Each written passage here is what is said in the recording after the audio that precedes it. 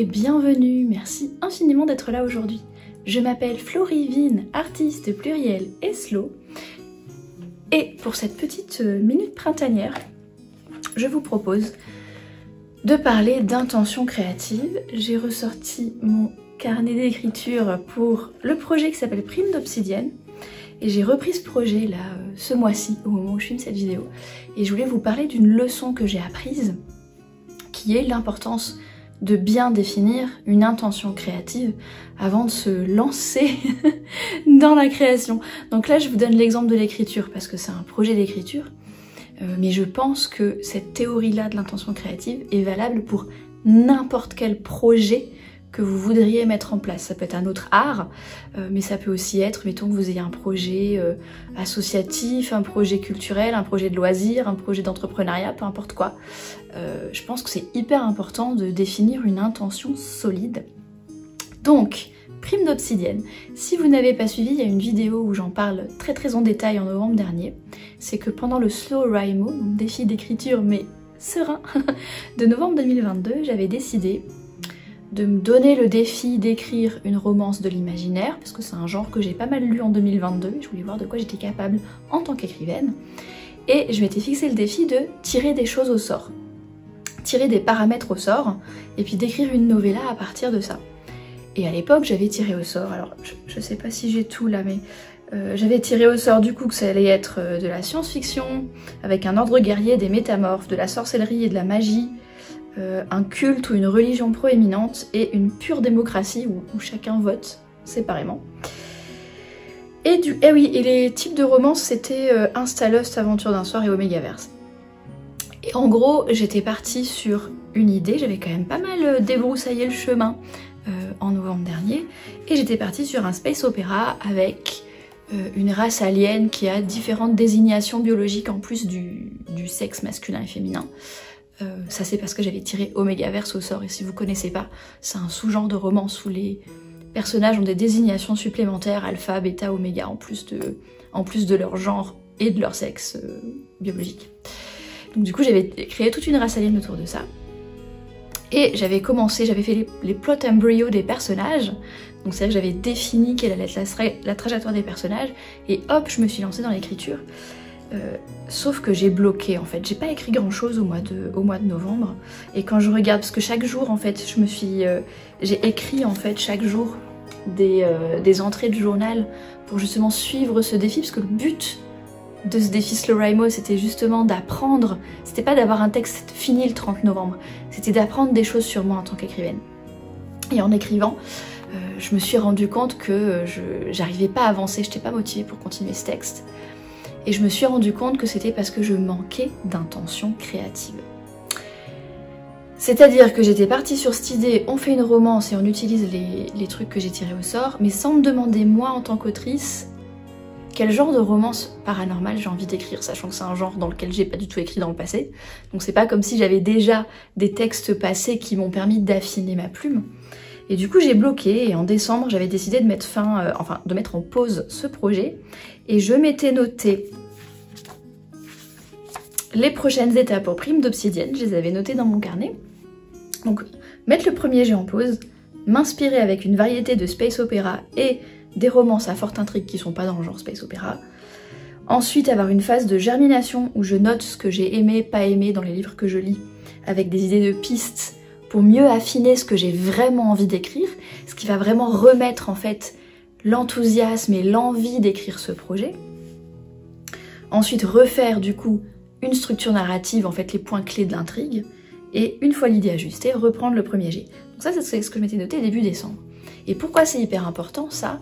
C'est que je me suis rendu compte que si l'intention créative n'est pas claire, déjà le projet me ressemble pas. C'est-à-dire que le début du premier jet que j'avais écrit, c'était très basique en termes de romance. C'était vraiment genre on s'aime au premier regard, machin, un truc. C'était très classique. Et ça m'a très vite fait chier en fait. Et puis du coup il n'y a pas l'enthousiasme. En fait l'importance de définir une intention créative pour n'importe quel projet, c'est que c'est ce qui permet de s'aligner avec nos goûts, nos valeurs, nos envies, ce qui nous fait vraiment vibrer. Ça permet de nous aligner.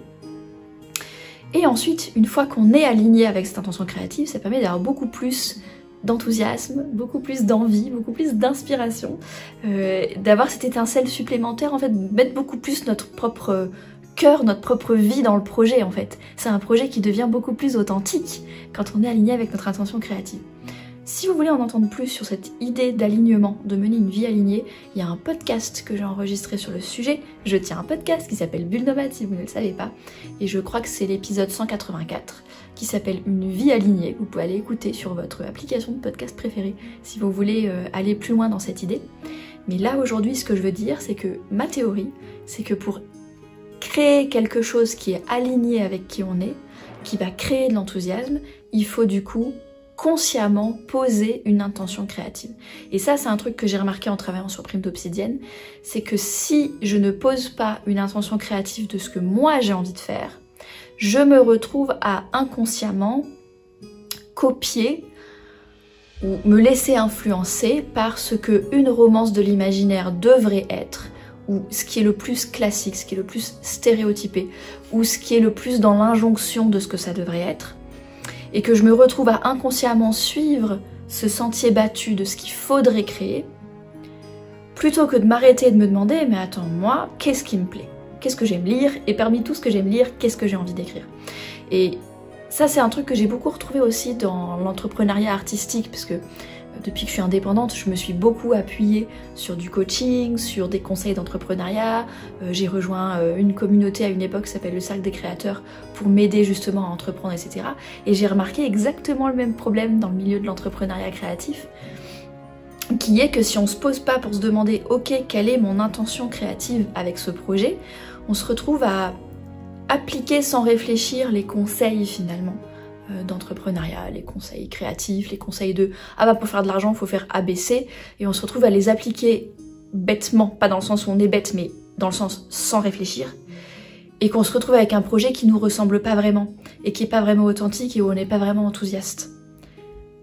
Du coup, ce que j'ai envie de vous proposer aujourd'hui, c'est de revenir à l'intention créative, et de vraiment se poser pour se demander « Moi, qu'est-ce que j'ai envie de faire ?» selon mes critères à moi, pas selon les conseils. Ça veut pas dire qu'on n'écoute pas les conseils, ça veut juste dire qu'on pose d'abord une intention. Moi, mes conditions sine qua non, c'est ça, mes valeurs, c'est ça, mes goûts, c'est ça, mes envies, c'est ça. Et ensuite, on va venir chercher des inspirations, des conseils, des choses comme ça, mais qu'on va filtrer par rapport à notre intention. Est-ce que ça correspond à mon intention? Oui ou non? Et donc du coup, on peut avoir un peu cette espèce d'échange hyper constructif, d'avoir ce lien avec notre intention propre, d'un côté, et de l'autre côté, d'être ouvert aux conseils, aux inspirations, à l'apprentissage, à l'amélioration, à grandir finalement, à s'améliorer, à travailler pour faire grandir la qualité de notre projet, mais sans suivre bêtement ce qu'on nous dit de faire. Ça crée un filtre supplémentaire. Donc là, c'est ce que j'ai fait ces derniers mois. J'ai lu des space opéras d'aventure qui n'ont pas de romance dedans, j'ai lu des space opéras qui ont de la romance dedans, et j'ai lu des livres de romance qui sont pas du space opéra, qui sont par exemple de la fantasy ou de l'urban fantasy.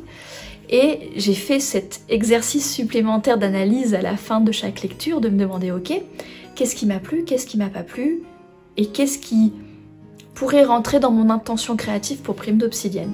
Et à la fin de tout ce travail, je me suis retrouvée avec une petite liste que j'ai notée dans mon carnet.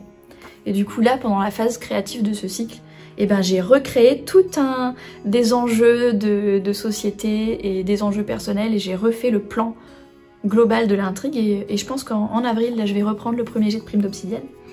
Et voilà, pour vous donner un exemple de une fois que je me suis posée dans mes intentions créatives et que j'ai pioché dans ces différentes œuvres ce qui me plaît moi, je me suis retrouvée avec la liste suivante, mon intention créative. Donc le défi initial, c'était d'écrire une romance de l'imaginaire en tirant les paramètres au sort. Donc c'est toujours une romance de l'imaginaire, et j'ai gardé les tirages au sort que j'avais fait en novembre.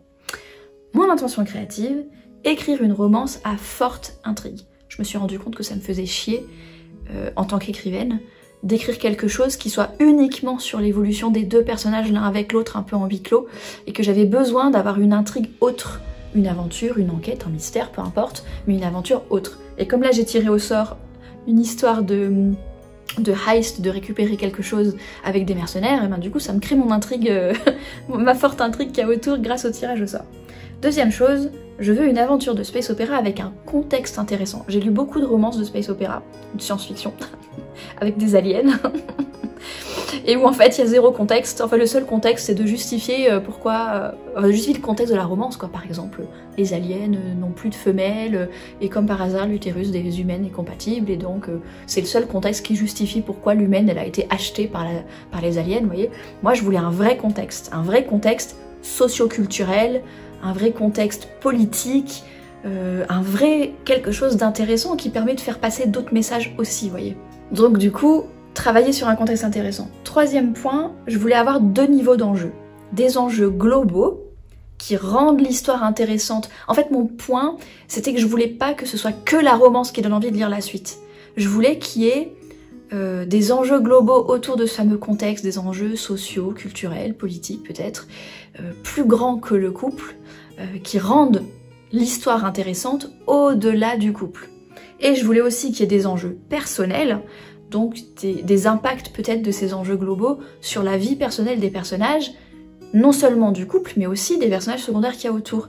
Je voulais qu'il y ait une vraie vie en fait autour du truc, pour que ce qui donne envie de lire la suite, ce soit pas seulement comment Bob et Bobette vont finir ensemble, mais que ce soit aussi comment l'équipage de mercenaires va s'en sortir au global, quelles vont être les conséquences sur leur vie à eux, leur vie personnelle, leur vie professionnelle en tant qu'individu, et c'est quoi la nouvelle situation finale, on va dire globale, qui peut faire des changements de société. Et du coup, ça fait 3 choses qui donnent envie de lire. Le couple, les personnages en général et le contexte.